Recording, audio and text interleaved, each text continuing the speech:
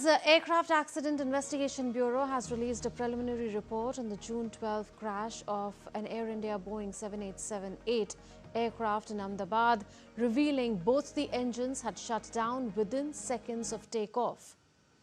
According to the report, the aircraft achieved the maximum recorded airspeed of 180 knots IAS at about 8:42 UTC, and immediately thereafter, the Engine 1 and Engine 2 fuel cutoff switches transitioned from run to cutoff position, one after another with a time gap of only 1 second.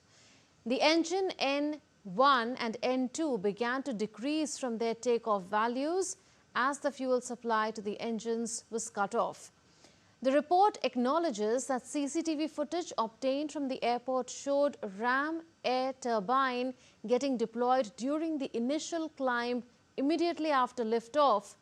No significant bird activity is observed in the vicinity of the flight path.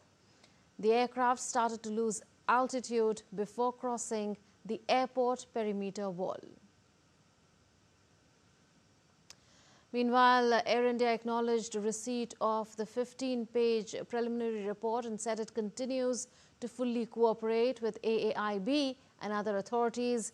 In a post on X, Air India stated, Air India stands in solidarity with the families and those affected by the AI-171 accident. We continue to mourn the loss and are fully committed to providing support during this difficult time. We acknowledge receipt of the preliminary report released by the Aircraft Accident Investigation Bureau today, that is the 12th of July 2025. Air India is working closely with stakeholders, including regulators. We continue to fully cooperate with the AAIB and other authorities as their investigation progresses. Given the active nature of the investigation, we are unable to comment on specific details and refer all such inquiries to the AAIB. And joining us for more inputs on this is our correspondent Jessica Taneja, joining us live from the newsroom. Jessica, good afternoon. An interesting cockpit voice recording we know has now come to the fore in the preliminary report, with one pilot asking another, "Why did you cut off?" referring to the engine's fuel switches, and the other responding that he did not do so. And this now it turns out that both fuel control switches were turned off. So what should one make of this as far as the possible cause of the crash is concerned? Well, Manman, to tell our viewers, this is a preliminary report. It's just been more than barely a month since this incident took place. This horrific crash was seen by the world in the city of Ahmedabad. And perhaps what this preliminary report does seem to tell us is that in its all detailed version of what could have gone wrong, from the recordings that have been now made available, from flight data recorder to black box, we have almost all information available, but then a detailed report will be out in 1 year. Now, when you talk about the conversation between the pilot and the co-pilot, that exchange where he asks the other pilot whether those fuel control switches were in run position or cutoff position, and when he was questioned, he says no, they were not on cutoff position. He did not do that. Now, an understanding of this very complicated mechanism of fuel control switch is important, because that is where now the investigation would continue to move forward on. Now, when you talk about these fuel control switches, it is essential to note that when an aircraft is about to take off, and especially when it's placed inside the cockpit, this important switch is placed inside the cockpit. And if it's a dual engine, as was the case with the Dreamliner 787, if one engine fails, the control switches allow the pilot to switch off the engine that has been affected and switch on the other that has been placed as part of balancing air power, and also ensuring that the aircraft continues to go about its direction and its momentum. But within these 2 seconds or 3 seconds of conversation, it hasn't been made clear as to what was the problem initially, because from the reports that are coming out from this, particularly from this preliminary report, is the fact that the fuel control switch was found in the run position, which means that it was switched on when the aircraft was had crashed. And also it should be in the run position where the aircraft is taking off. It is when it sort of was on the path of deceleration after failing to acquire that flight path to continue and prevent that crash is what has led to this. Now, this important box, which is the fuel control switch, is very essential. And it has a lock-stop mechanism, which means that it cannot automatically be switched on or switched off. Well, that is what the experts seem to believe. But if you go by a report in 2018, if I may point out and read out for our viewers, there were suggestions as well back that this was perhaps under scrutiny. This entire fuel control switch box mechanism was also under scrutiny. There were reports, but nothing so glaring that got the attention of either the aircraft maker, which is Boeing, neither the Air India authorities, which also have said that they did try to work on the recommendations made both in 2023 as well as in 2019. So there is a lot that has come out in terms of what could have led to this crash, but the key to understanding what is exactly the cause would be to get more detail on what exactly went wrong with that fuel control switch, because that is where all the details later, the mechanisms of it and the functioning of it, whether there was a problem with its engineering or its repair or maintenance, is what we'll have to wait and see.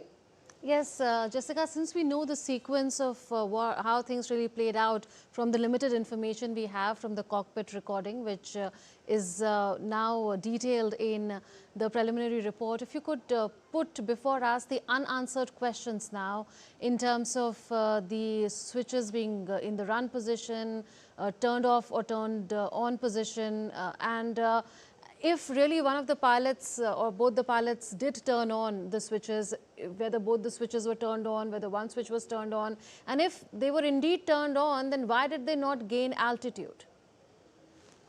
Well, that is where the mystery lies, Munmun, because it is essential for the pilot, and in fact, when it's this important control switch box is in the cockpit, and the pilots ensure that it's in the run position, which means that it will be able, the engines will be able to receive the fuel to power and gradually accelerate and take off.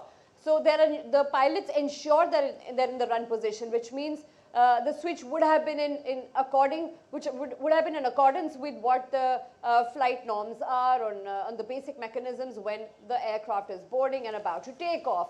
Now, what happened immediately, I think 30 seconds after takeoff, and it had gained a certain altitude. Initially, there were reports suggesting that, there could be a problem with the wings. Why weren't they up? And also the landing gear. Well, those questions have been eliminated, and now we all seem to be thinking of or, sort of analyzing how that important fuel control switch would have functioned. Now, as soon as they took off, the flight, in the flight data recorder and also the voices of the two pilots, the conversation can be seen where the pilot is asking the co-pilot why did he switch off one of the fuel control, why was one of the fuel control switches on cut off. Well, when they're gaining altitude, it should be on run, because that is how, if there is enough fuel in the engine, only then will it accelerate. But what happened was, as per the explanation from the preliminary report, that there was an instant switch. First,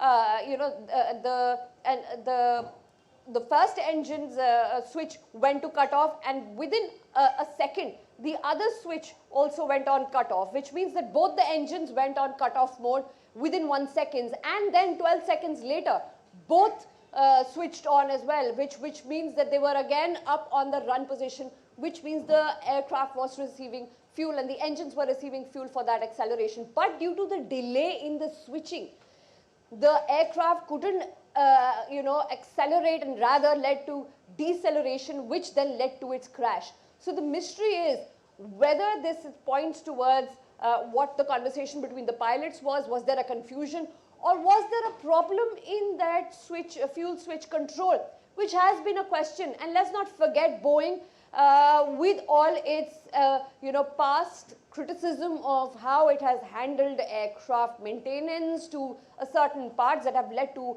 horrific crashes in the past, of course, is also under scrutiny. So there'll be a lot of questions asked from Boeing about this particular fuel control switch, because it is the most essential part of the aircraft. Although there are RAT and RAT systems as well, which ensure that the aircraft has an additional has a turbine in case both the engines fail. But in this case, both the RAT as well as I have been able to read was switched on. So it's highly mysterious, and certainly tends to leave more questions than answers at this point. And as we both know, this report and it's all the details will be available only about a year. That's how long an investigation takes when it comes to such horrific crashes. So, but interesting to point out that the preliminary report in itself is very detailed, which usually isn't the case. So I'm sure there will be more answers in the coming future as to how this particular fuel switch control mechanism is at the center of this entire crash, and what could have possibly gone wrong. We'll have to wait and see. Right, so several unanswered questions there, but all eyes on the fuel control switch and what really happened there, whether there was a mechanical failure, an electric failure, or some other failure. We'll leave it at that. Jessica Taneja joining us from the newsroom on top of this story.